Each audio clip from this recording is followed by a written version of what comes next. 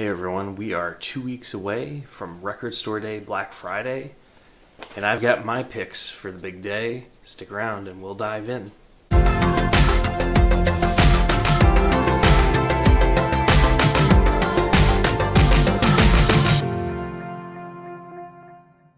Hey everyone, Record Store Day, Black Friday 2021 is just a couple of weeks away from us. I've been checking out the list for the last couple of months and finally came up with some picks. I didn't find this list to be particularly overwhelming by any stretch of the imagination. Obviously, the Black Friday edition is typically a little bit more low-key than the normal spring edition or the multiple drops that we've seen the last couple of years because of COVID. But I still found enough of the selections out there to be interesting enough to warrant me getting out to the Record Store Day on Black Friday. And these are just some things that I'm looking at getting. You know, obviously it's a large enough list. There might be nothing out there for you. There might be other things that you're interested in. But these are the things that just piqued my imagination and got me interested in wanting to go out. First off, and this is one that I saw it initially when I looked at the list, but was kind of on the fence of, and that's Carole King's In Concert Live at the BBC 1971. It's 8 tracks. It's essentially Tapestry Live. It's a bunch of the main songs from Carole King's Tapestry. It's my favorite album by Carole King, as it is for many people. With her induction into the Rock and Roll Hall of Fame, it's fitting that they're putting out another release for her. It looks pretty interesting. It's one that I'm looking to get. Obviously, if I can't get it for whatever reason, it's not one I'm going to lose sleep over by any means, but it's one I'm interested in picking up. Another one that I'm looking at is the 7-inch from Billie Eilish, No Time to Die. Now, a number of folks have talked about this in other videos and things like, oh, there's another variant from Billie Eilish. Do we need that? And in fact, this is actually a 7-inch single, not of the actual track that she did for the new James Bond movie, but it's a live version that she did for the Brit Awards, and then also a demo version of the song. So it's a little bit different from the initial 7-inch that she put out earlier in the year. I'm not a huge Billie Eilish fan, but I'm a huge James Bond fan.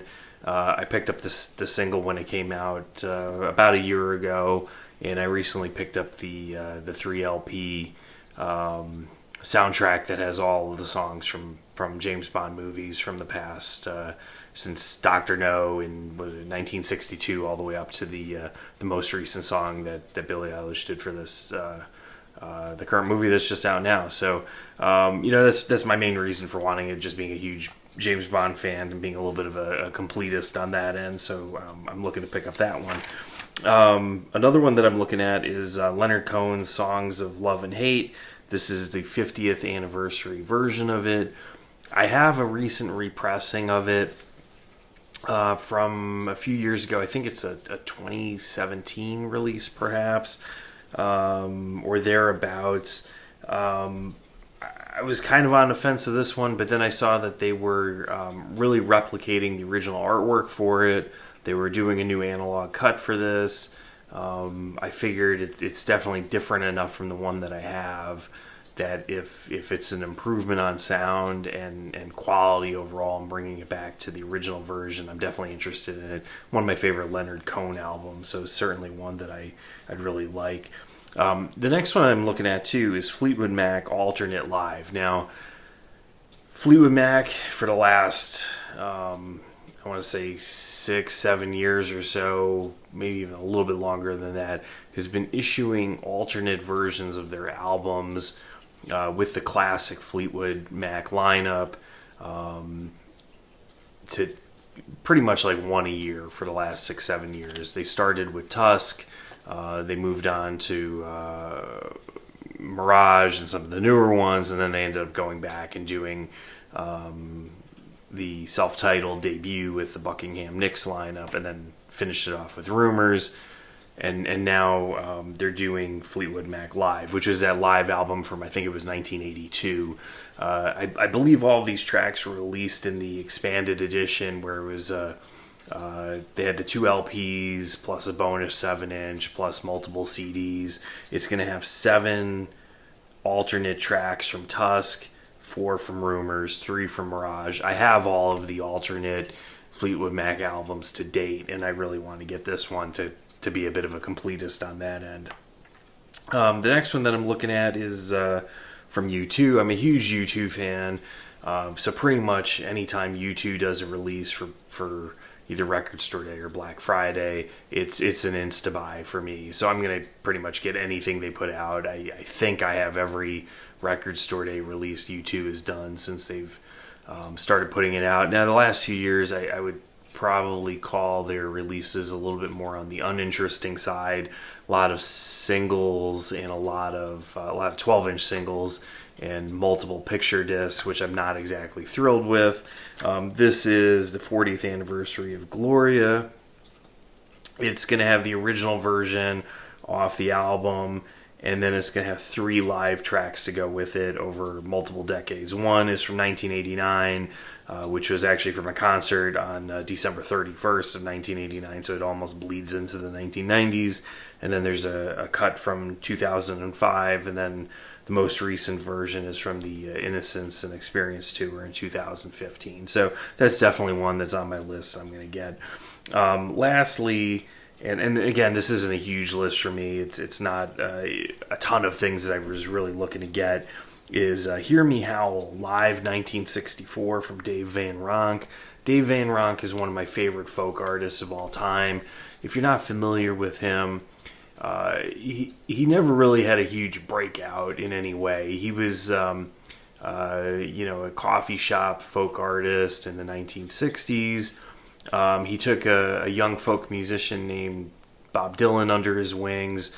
He performed a lot at the Gaslight. So if you're familiar with the Amazon Prime TV show, The Marvelous Mrs. Maisel, she performs at the Gaslight in the TV show. This was one of those locations that Dave Van Ronk performed regularly at in the 1960s. Dylan respected him and admired him greatly over the course of his career. Even in his later years, Dave Van Ronk passed away about 20 years ago. I don't recall the exact date offhand, but even late in life, Bob, when he was in New York City, would often just pop up at Dave's apartment in the Village. He's known as the mayor of McDougal Street. You would probably, if you've ever seen the Coen Brothers movie Inside Llewyn Davis, the character of Llewyn Davis was based off of Dave Van Ronk to a small, exaggerated degree. But he had released the song House of the Rising Sun. Dylan kind of stole his version of it and put it on his first album. And then, of course, Eric